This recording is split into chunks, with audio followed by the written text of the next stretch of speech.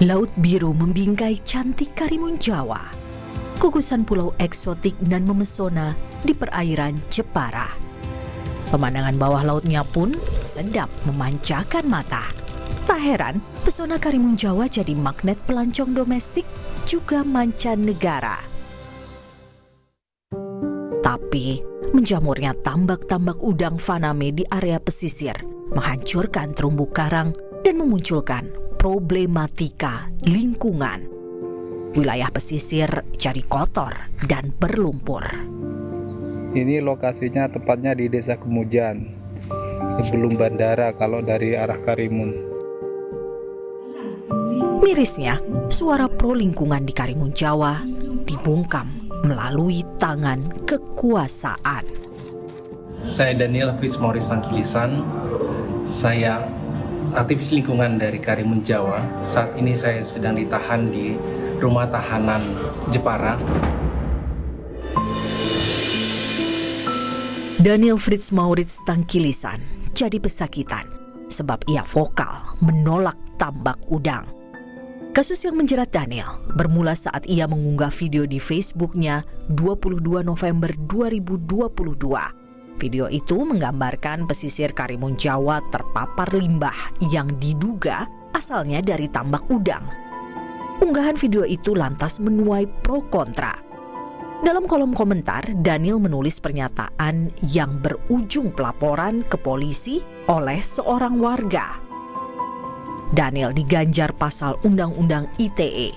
Dalam sidang vonis di Pengadilan Negeri Jepara 4 April 2024, Ketuk Palu Majelis Hakim memutuskan Daniel bersalah.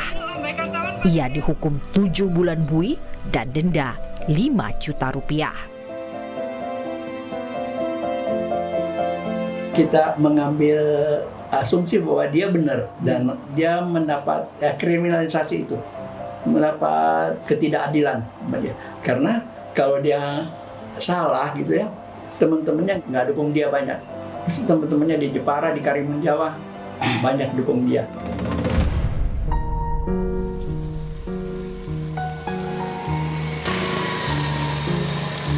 Isu tambak udang rusak lingkungan yang disuarakan Daniel nyatanya bukan berita kaleng. Kalau dulu tambak nggak begitu banyak kan, airnya masih banyak kelihatan. Bisa dikatakan jernih ya mas ya. Kalau sekarang banyak keruhnya mas daripada jernihnya. Terus untuk terumbu karang yang awalnya putih, atasnya sekarang agak berwarna coklat, berlendir gitu mas. Tim Berkas Kompas menyusuri Laut Dangkal Legonboyo dekat area tambak udang. Kami ingin tahu seperti apa kondisi dalam laut. Ada batang pipa plastik yang diduga terhubung pada lahan tambak. Terumbu karang di sekitarnya jadi rusak. Terumbu karang dilapisi lumut coklat. Ini kontras dengan kondisi terumbu karang di Pulau Cemara kecil yang bersih dan berwarna cerah. Tim Berkas Kompas bertemu Bambang Zakaria. Jack, begitu ia disapa, adalah Ketua Lingkar Juang Karimun Jawa. Sejak 2017, Jack dan koleganya termasuk Daniel Fritz getol menyuarakan kerusakan lingkungan akibat tambak udang. Ketika masih ada kerusakan, tidak akan mundur kami. Kami tetap melawan, tidak akan takut. Penjara itu hanya mungkin cara. Nyawa pun kami lepas kalau memang harus dirusak. Selagi dia merusak alam Karimun Jawa, kita akan lawan. Bersama Jack, kami menelusuri lahan bekas tambak udang di Dusun Legonipah, Desa Kemujan. Tambak ini sudah tidak beroperasi lagi. Yang warna putih ini adalah mangrove yang mati dan kita lihat yang sebelah ini masih menghijau. Berarti ada dugaan mangrove ini mati karena kubangan lumpur limbah dari tambak udang sebelah sana ya? Iya. Saudara, inilah parit bekas aliran limbah yang dihasilkan dari tambak udang yang ada di sini. Saya akan menunjukkan pada Anda endapan lumpur yang masih tersisa di parit ini.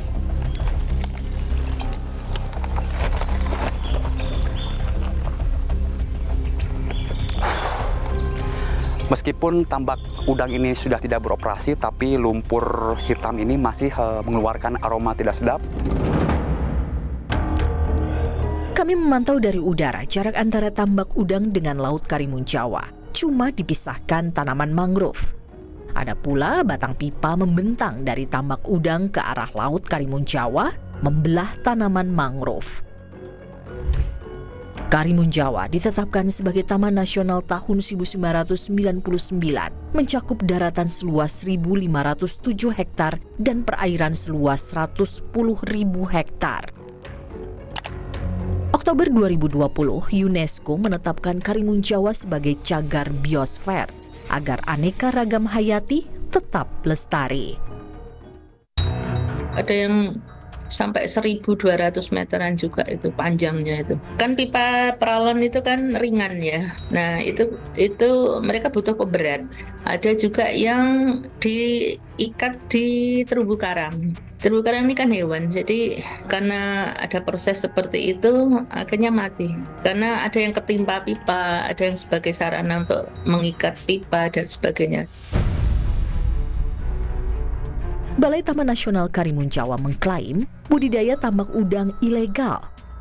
Ya, aturan konservasi ya di kawasan konservasi tidak ada. Di Pemda Jepara juga mempertegas di Perda Tata Ruangnya bahwa kawasan di Karimun Jawa ini memang tidak untuk budidaya tambak udang begitu. Jadi memang di sana peruntukannya adalah untuk destinasi wisata. Berdasar data BTN Karimun Jawa, per September 2023, terdapat 33 titik tambak udang yang terdiri dari 238 petak tambak dengan luasan 42 hektar. Kami mendatangi salah satu tambak di Desa Kemujan. Suroto pemiliknya menampik jika tambaknya mencemari Karimun Jawa. Ia mengklaim punya kolam menampung limbah atau IPAL, instalasi pengolahan air limbah. Kita tampung di sini dengan beberapa proses filter sehingga lumpur nanti tidak terbuang ke laut. Gitu. Jadi setelah kita endapkan di kolam IPAL ini dalam waktu 1 kali 24 jam baru airnya kita keluarkan sehingga tidak terjadi pencemaran. Intimidasi dan kriminalisasi juga dialami masyarakat adat Ompu Umbak Sialagan kala mempertahankan lingkungan ulayatnya dari eksploitasi korporasi.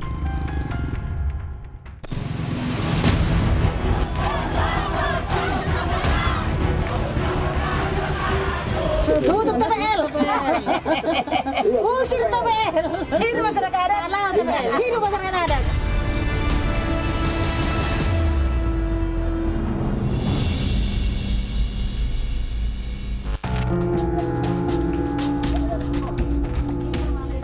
Warga masyarakat adat Ompu Umbak Sialagan serius menyimak Sorbatua Sialagan, tetua mereka. Jangan kami merusak hutan. Kita setuju. Iya. Ikut dong kan? Mana hutan adat kami? Sorbatua dikenal gigih mempertahankan tanah ulayatnya dari pencaplokan perusahaan pulp PT Toba Pulp Lestari atau PT TPL. Laki parubaya ini baru saja menghirup udara bebas. Akhir Maret lalu, ia dibawa paksa oleh aparat Polda Sumatera Utara.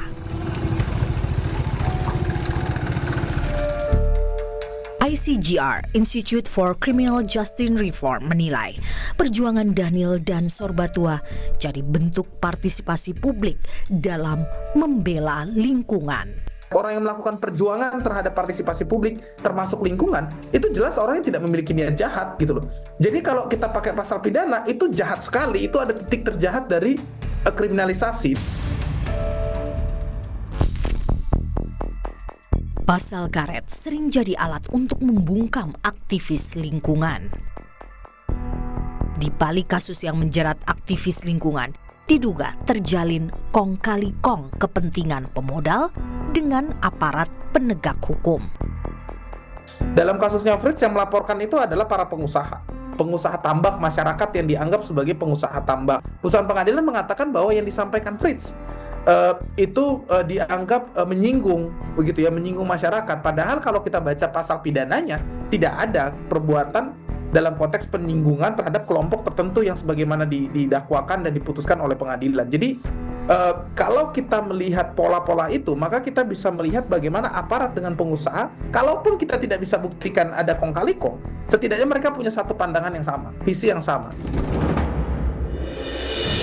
Kurun 2014 sampai 2023, 133 kasus membelit pembela lingkungan kala menjaga alam dari gurita ekspansi bisnis. Kriminalisasi tempati urutan tertinggi. Karena di dalam undang-undang disebutkan, setidaknya undang-undang lingkungan, seseorang tidak boleh dipidana atas partisipasi yang dilakukan terhadap lingkungan, dan semua orang memiliki hak untuk berpartisipasi di lingkungan. Kami berupaya meminta tanggapan Polri soal jerat hukum yang kerap dikenakan kepada para pejuang lingkungan. Tapi hingga episode ini tayang, Mabes Polri tak kunjung memberi respon atas permohonan wawancara. Jika negara menutup telinga atau malah terlibat mempreteli hak juang pembela lingkungan, lantas kemana lagi mereka mesti lantang bersuara?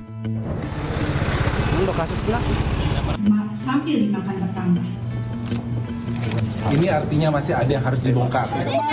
Iya, orang tua yang tidak tahan.